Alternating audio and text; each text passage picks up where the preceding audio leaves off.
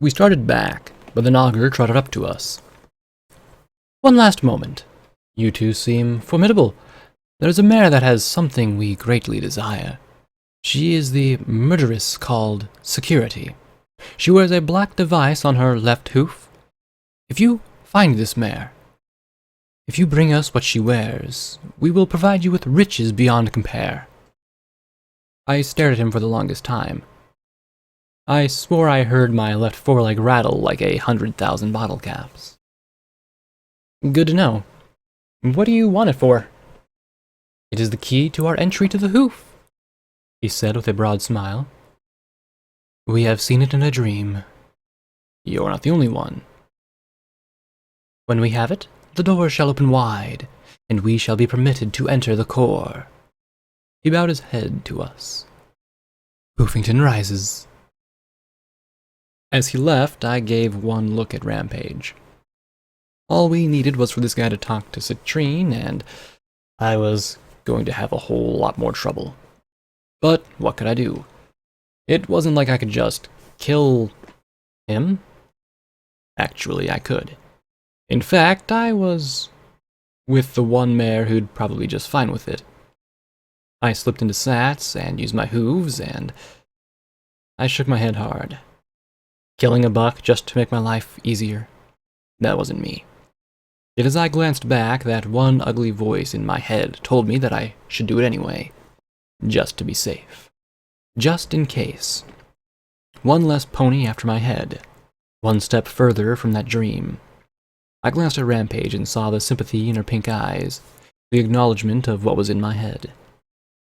"Let's go," I said with a sigh, doubting I would ever get to be so open ever again. Back at the wagon, we needed a name for it. Road Bandit? Something. Anyway, once we were back, we saw that Caprice had brought my order. I shouldered it into the harness once more, tore 2 holes in the cardboard box, and slipped my ears through, burying my muzzle in the sugary goodness. Well, at least I'd got a box of my favorite cereal out of it. New bonus to having a piece of machinery for a stomach. No cramps after eating. Actually, I wasn't sure what I was feeling, but I don't think that cramp was quite describing it. It was more like a strange whirling sensation where my stomach used to be. Whatever it was, though, it didn't seem to be having an effect on my pace. I pulled us as fast and steady as I could, sucking down on a sapphire and some water every now and then to keep up my energy. Yeah, I had energy supplies now instead of rumbling stomach pains. That was good, because every minute that passed by, I was moving a little faster and a little faster.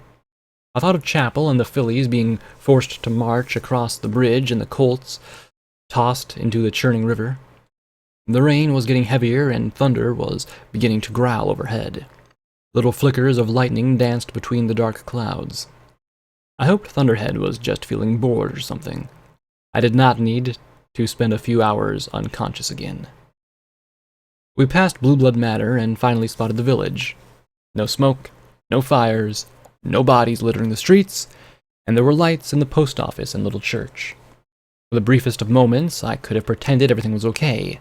Sanguine was dead in a ditch somewhere. We could have dinner at the Star House.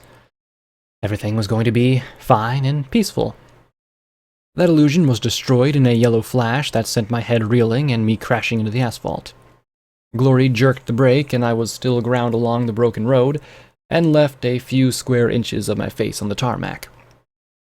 Slackoshy twisted so hard I thought she'd snapped in two, and came at me once more.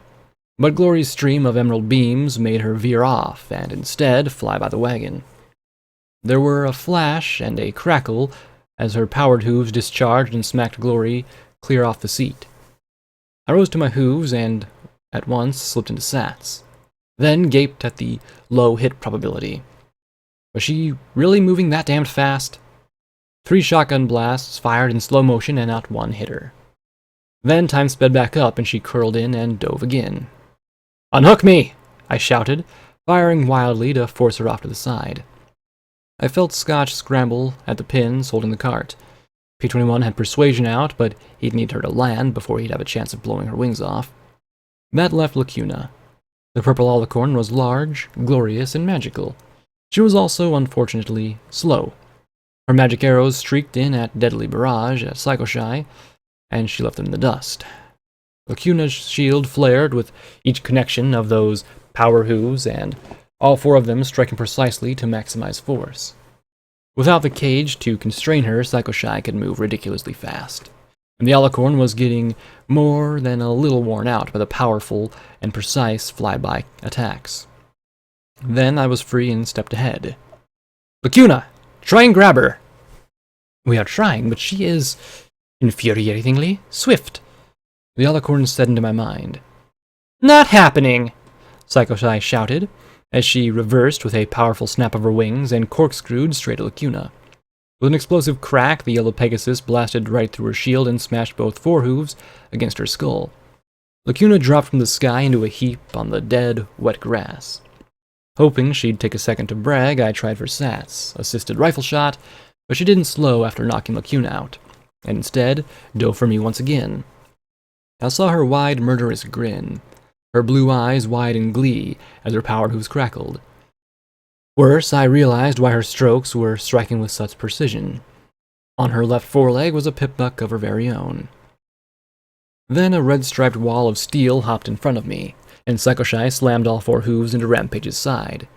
I heard ribs snapping like dry branches, but while Rampage grunted and bent a little, she didn't go down. "My turn," she hissed through her pain, and then she reared up and slammed her hoof claws into Psychoshy's face. 6 bloody furrows opened in the Pegasus's hide as she snapped her wings hard to get away. Rampage wasn't going to give her the chance, though. She leapt and landed on top of Psychoshy like a falling house. The yellow Pegasus screamed as those claws dug into her shoulders and haunches. "Well, too bad I don't have a wood chipper. But," she grinned ear to ear, "make a wish." "Rampage!" I shouted, stopping her from tearing the yellow pony to pieces. Something was wrong with this. I slowly approached while Glory and Scotch worked to revive Lacuna.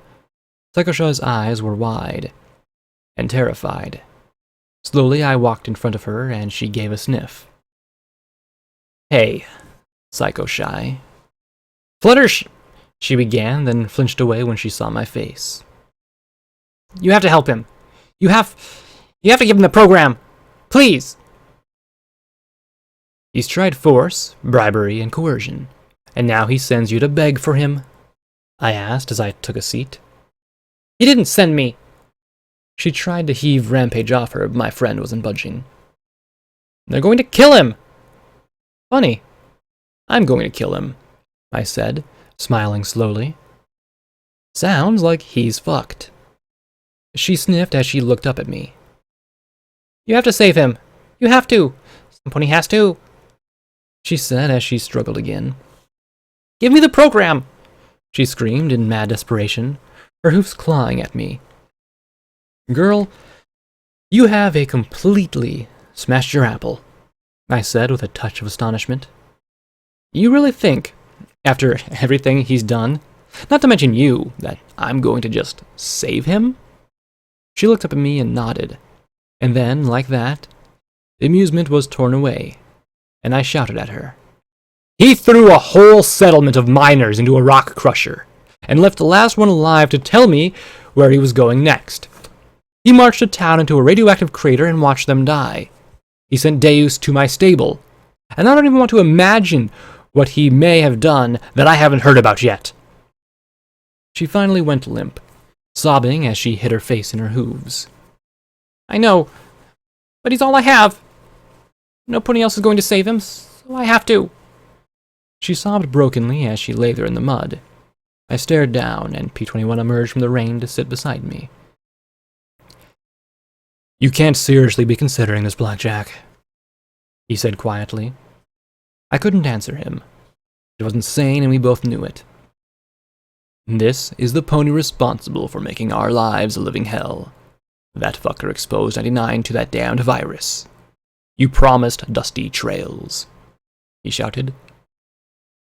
"I know," I shouted back, making him balk. I knew that Sanguine was a monster, A complete fiend who deserved to die.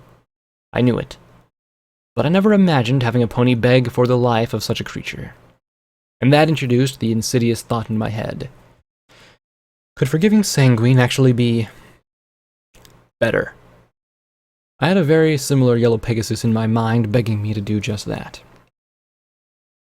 Please, he's all I have, she whimpered. If he doesn't get that program, he'll kill everyone in chapel, and then Vermilion will kill him. Or something worse than the Corps will. Or you will. I sighed and ignored P21's glare. Who is he, Psycho Shy?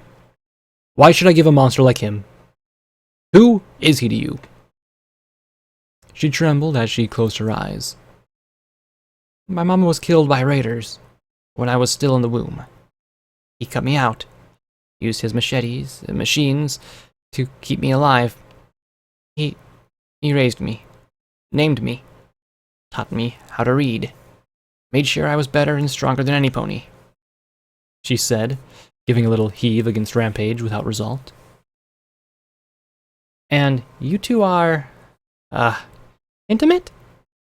Glory asked, tapping her hooves together awkwardly. All of us stared at her for a moment. Then she blurted, "That's what Mallet said." What? No, that's disgusting, Psycho Shy said in disbelief. Rampage blinked in surprise. Seriously? You're not riding his jerky stick. The yellow Pegasus went bright red, looking away. Oh, so you want to? He's the only pony who's ever been nice to me, she murmured as she closed her eyes. But he calls me his little filly. I sighed as I looked at Rampage. Why wasn't anything ever easy? Well, Dr. Rampage. Well, she, I think, is batshit crazy, Rampage said softly, then looked right at me. You, however, have a nasty case of bleeding heart. Worst case in the wasteland. You just can't kill a pony in cold blood, can you? You can kill just fine if some pony's shooting at you, but the second you have to face the thought of deliberately killing some pony, then your guts get all squirmy. I'm not an executioner, I muttered. I thought of Brimstone's fall, of Flank, of 99. So many ponies deserving revenge.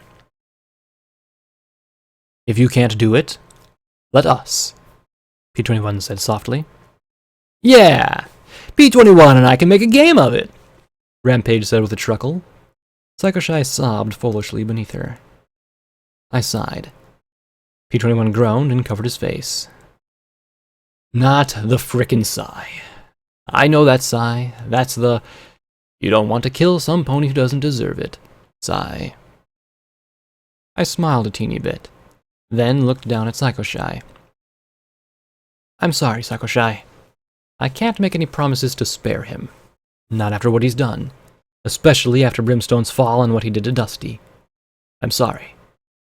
Psycho Shy sniffed and sobbed wretchedly, pressing her face into the mud. Rampage rolled her eyes. I'm guessing you don't want me to accidentally sneeze and tear her in two. I shook my head and she groaned. Softest damn heart in the wasteland. You can push a button or pull a plug, but face to face, good and ugly.